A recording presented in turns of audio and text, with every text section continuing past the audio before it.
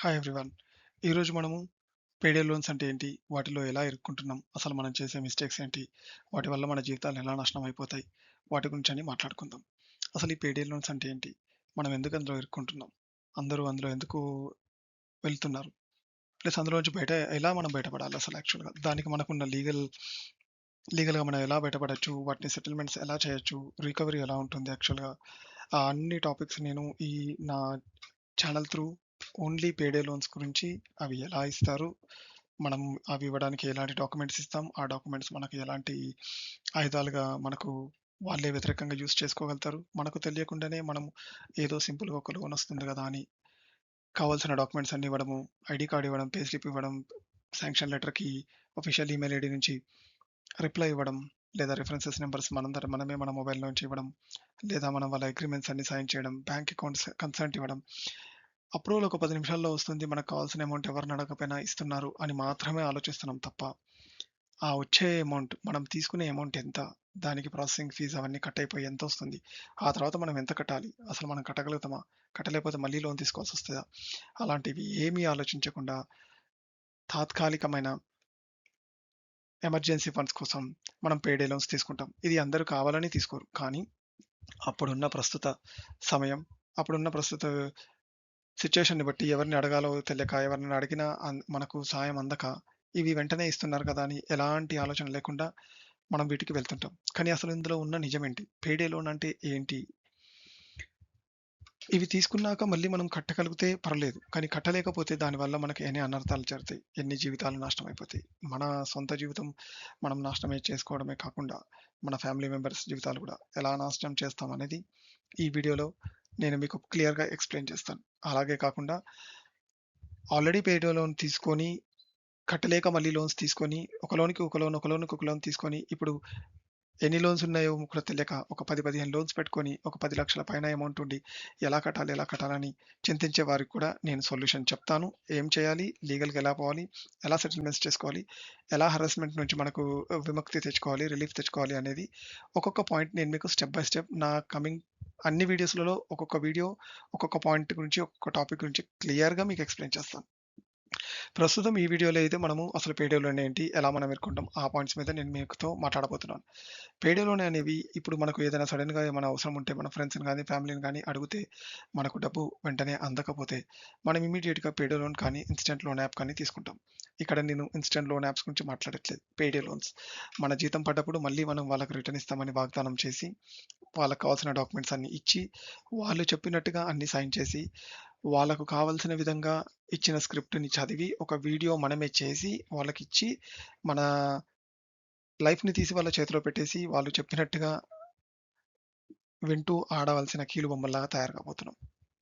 ఒకవేళ మీరు గనక అలాంటి సిట్యుయేషన్‌లో ఆల్రెడీ ఉంటే, ఆల్రెడీ ఆ లోన్స్ తీసుకొని, ఒక లోన్‌కి ఒక లోన్ కడుతూ మీ జీతానికి మించిపోయిన లోన్స్ తీసుకొని, మీకు చాలా లోన్స్ ఉండి, చాలా అమౌంట్స్ ఉండి, వాటిని వాళ్ళ లోన్స్‌కి వాళ్ళ లోన్స్ కట్టడానికి మళ్ళీ కొత్త కొత్త లోన్స్ తీసుకొని, అలా ఇరుక్కుపోయి ఉండుంటే, అందులోంచి ఎలా బయటపడాలి? ఏం చేయాలి? అది సొల్యూషన్ ఏంటి? అనేది ఒక్కొక్క వీడియోలో నేను మీకు చెప్తాను. ఒకవేళ మీరు గనుక కొత్తగా ఇప్పుడిప్పుడే యాప్ లోన్స్ కానీ, పేడే లోన్స్ కానీ తీసుకొని, ఇంకా ఈ కమింగ్ జూలై 30థ్ గాని, 31st గాని, ఆగస్ట్ 1 గాని మీ రీపేమెంట్ డేట్స్ ఉంటే, మీరు ఏం చేయాలి? ఎలా నెక్స్ట్ కొత్త లోన్ తీసుకోకుండా ఉన్న లోన్స్‌నే క్లోజ్ చేయాలి? ఎలా ఇందులోంచి బయటపడొచ్చు? అనేది మీకు చాలా యూజ్‌ఫుల్. ఆల్రెడీ తీసుకొని అందులో లాస్ అయిపోయిన వాళ్ళు, ఇరుక్కున్న వాళ్ళు బయటపడడానికి వేరే సొల్యూషన్ ఉంటుంది.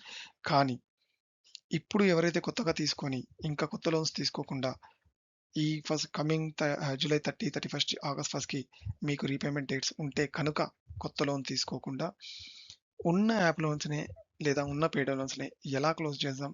ఎలా వాటిని క్లోజ్ చేసేసి ఇంకా కొత్త యాప్ లోన్ తీసుకోకుండా ఎలా బయటపడొచ్చు? ఏం చేయాలి? సెటిల్మెంట్‌కెళ్ళాలా? లేకపోతే వాళ్ళ నుంచి ఏమన్నా టెంపరరీ రిలీఫ్ టైమ్ తీసుకోవాలా? దానికి ప్రాసెస్ ఏంటి? అలా తీసుకుంటున్న టైంలో వాళ్ళు మీ ఆఫీస్‌కి రాకుండా, ఇంటికి రాకుండా, మీకు కాల్స్ చేయకుండా, మెసేజ్ చేయకుండా మీ ప్రొఫెషనల్, పర్సనల్ లైఫ్‌ని డిస్టర్బ్ చేయకుండా ఉండాలంటే ఏం చేయాలి అనేది నేను మీకు స్టెప్ బై స్టెప్ క్లియర్‌గా మీకు చెప్తానండి. అసలు ఈ పేడ్ లోన్‌లో మనం ఎలా ఇరుక్కుంటాం? ఫర్ ఎగ్జాంపుల్ ఒక మనిషికి ఒక 10,000 అవసరం ఉంది. అతను ఫ్రెండ్స్‌ని గాని, ఫ్యామిలీని గాని అడిగాడు. ఆ సమయానికి అతనికి అందుబాటులో ఎవరు ఇవ్వలేకపోవచ్చు. వెంటనే పేడే లోన్ ఇస్తాను. ఒక 10 మినిట్స్‌లో అప్రూవల్, ఇంకో 30 మినిట్స్‌లో శాంక్షన్, ఇంకొక 30 మినిట్స్‌లో డిస్బర్స్‌మెంట్ అయిపోతది. అది గూడా ఇంటికి, ఆఫీస్‌కి ఎవరు రాకుండా జస్ట్ ఆన్‌లైన్‌లో అనగానే మనకి ఇమ్మీడియేట్‌గా డబ్బు అవసరం ఉంది కదా అని, ఆ అవసరం ఎలాంటిదైనా కావచ్చు. ఇమ్మీడియేట్‌గా అవసరం ఉంది కదా అని అప్పటి మందం మనం తీసుకోవడానికి రెడీ అయితాం. ఒక 10,000 కావాలంటే వాళ్ళు శాంక్షన్ 10,000 చేస్తే దానికి ప్రాసెసింగ్ ఫీ, జీఎస్టీ అవన్నీ కట్ అయిపోయాక మనకు ఒరిజినల్‌గా వచ్చే అమౌంట్ ఓన్లీ ఒక 8,000-8,000 8,500 వరకు మాత్రమే ఉంటుంది. కానీ మీరు ఆ 8,500కి మీ సాలరీ వచ్చిన తర్వాత కట్టాల్సిన అమౌంట్ మాత్రం ఒక 13,000-14,000 ఉంటుంది. అంటే మీరు తీసుకున్న 8,000కి ఆల్‌మోస్ట్ ఒక 80% ఆఫ్ ఇంట్రెస్ట్ మీరు కట్టబోతున్నారు. అది మీరు కట్టాల్సిన టైం వచ్చేటప్పటికి మీ సాలరీ పడిన తర్వాత మీకు ఇంటి రెంట్లుంటాయి, స్కూల్ ఫీజులుంటాయి, మన రెగ్యులర్ లైఫ్ అన్నీ ఉంటాయి. ఈఎంఐస్ కావచ్చు, క్రెడిట్ కార్డ్ బిల్స్ కావచ్చు, స్కూల్ ఫీజెస్ కావచ్చు, గ్రోసరీస్ కావచ్చు. అలాంటివన్నీ ఉండంగా వీళ్ళకి మళ్ళీ మీరు 15,000 కట్టగలిగితే కట్టగలుగుతారు. ఒకవేళ కట్టలేని పొజిషన్‌లో ఉన్నప్పుడు ఏం చేస్తారు?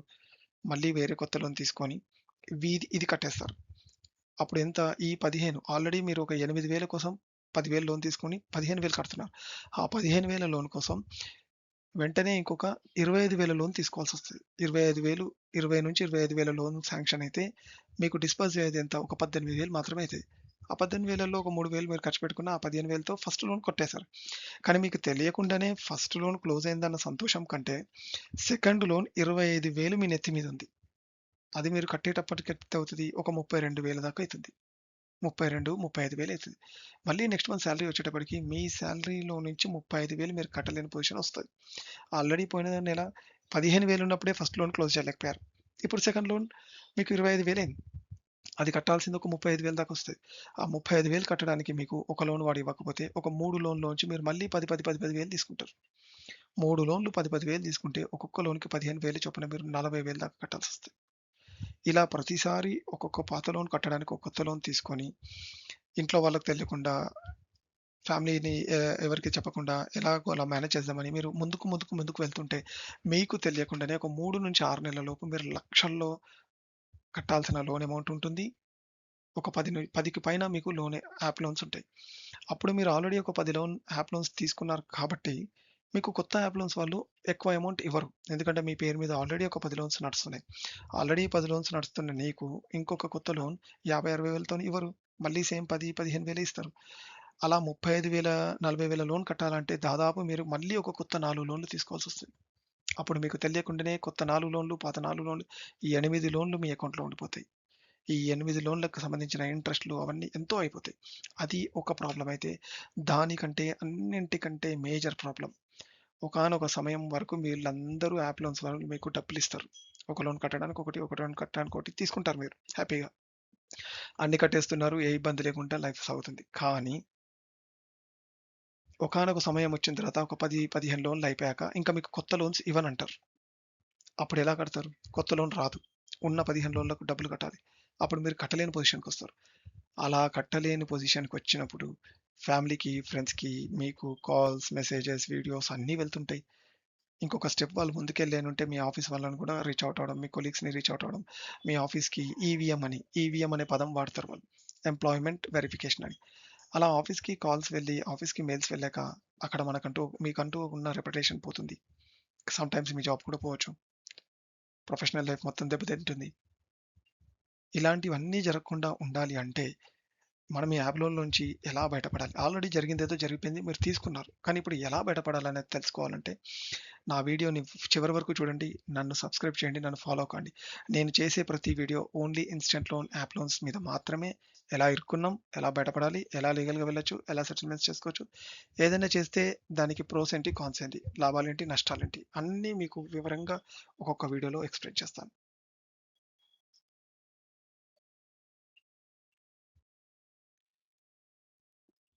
ఈ యాప్‌లలో నుంచి మనము బ్రేక్ చేసేసి, ఈ లోన్స్ అన్నిటిని ఆపేసి మనం బయటపడాలి అంటే, అది మీరనుకున్నంత సులభమైతే కాదు. ఎందుకంటే మీరు ఒక 15, 20 లోన్‌లు తీసుకున్నవారు కావచ్చు, లేదా ఒక 10 లోన్‌లు తీసుకున్నారు కావచ్చు ఆల్రెడీ ఇప్పటికే.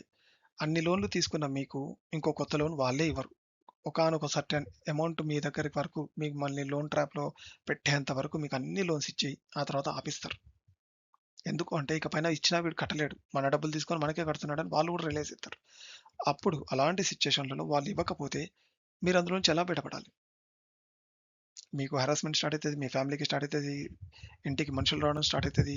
ఆఫీస్‌కి కాల్స్ పోతుంటాయి. మెసేజెస్ పోతుంటాయి. కాల్స్ పోతుంటాయి. మీరు చేసిన వీడియో, మీరు ఏ పే స్లిప్ అయితే ఇచ్చారో అదే పే స్లిప్, మీరు ఏ ఐడీ కార్డ్ ఇచ్చారో అదే ఐడీ కార్డ్‌ని, మీరు రిప్లై ఇచ్చిన అదే శాంక్షన్ మెయిల్‌ని, ఆఫీషియల్ శాంక్షన్ మెయిల్‌ని వాడుకొని వాళ్ళు మీ హెచ్ఆర్‌కి గాని, ఆఫీస్ కొలీగ్స్‌కి గాని అఫీషియల్‌గా రీచ్ అవ్వడానికి ఛాన్స్ ఉంది. అదీ కాక మనంతట మనమే ఒక వీడియో చేసి, నేను లోన్ కట్టలేని పొజిషన్‌లో ఉంటే, నా ఆఫీస్‌కి గాని, నా ఇంటికి గాని రాడానికి నేను పర్మిషన్ ఇస్తున్నా అని మనంతట మనమే ఒక వీడియో స్క్రిప్ట్ వాళ్ళు రాసిచ్చింది చదివి వాళ్ళకి అప్పగించేసాం. ఇంకా ఎక్కువగా గట్టిగా మనం లీగల్‌గా మాట్లాడితే నువ్వే వీడియో చేసి ఇచ్చావని చెప్పి అడుగుతారు. కానీ అయినా కూడా వీటన్నిటి నుంచి బయటపడడానికి చాలా లీగల్ సొల్యూషన్స్ ఉన్నాయి. చాలా ఫైనాన్షియల్ సొల్యూషన్స్ ఉన్నాయి. కానీ ఆ సొల్యూషన్ ఏంటి? ఏం చేయాలి మనం? ఎలా చేయాలి అనేది నేను మీకు డీటెయిల్‌గా ఒక్కొక్క వీడియోలో మీకు ఎక్స్‌ప్లెయిన్ చేస్తుంటాను.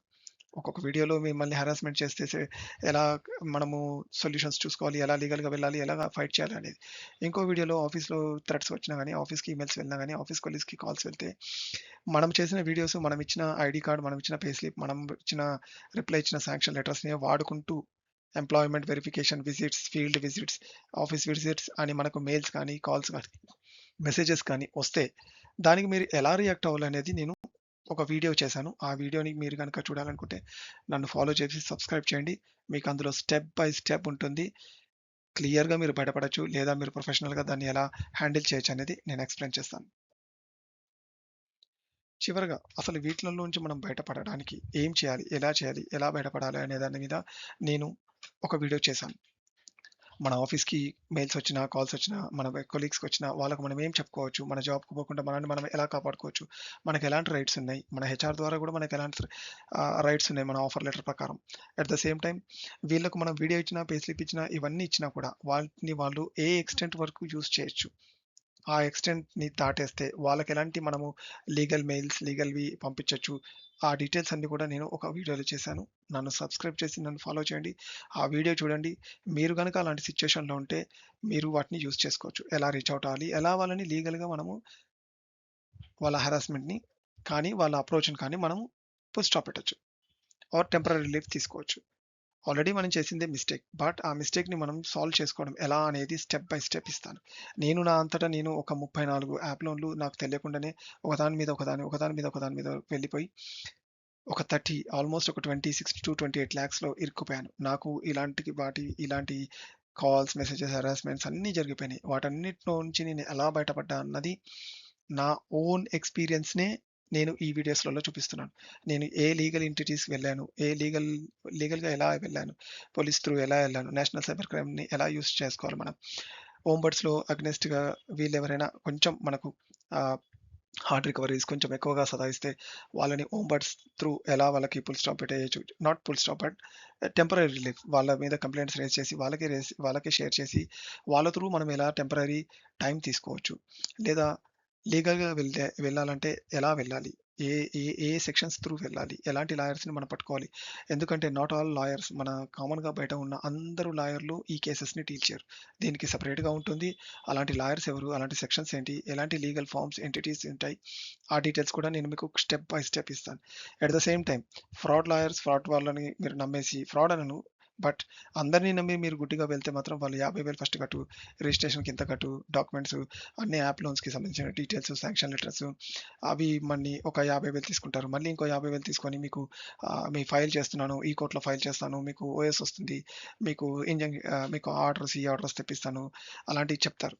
ఆఫ్‌కోర్స్ కొంతమంది జెన్యూన్‌గా మనకు హెల్ప్ చేస్తారు. కొంతమంది మాత్రం ఆల్‌మోస్ట్ లక్షలు, లక్షలు ఇప్పుడు మనం యాప్ లోన్స్‌కి కట్టేది ఉంది. ఎట్ ద సేమ్ టైమ్ మళ్ళీ వీళ్ళకు లాయర్స్‌కి కూడా లక్షలు, లక్షలు కట్టేంత కెపాసిటీ ఉండదు.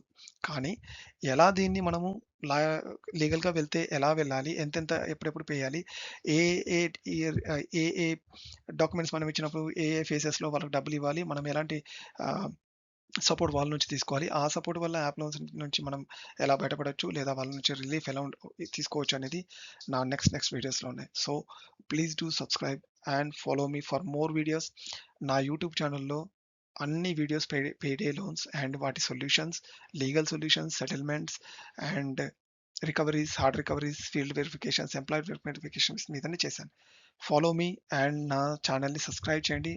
కామెంట్ చేయండి. నేను మీకు హెల్ప్ చేస్తాను. Thank you.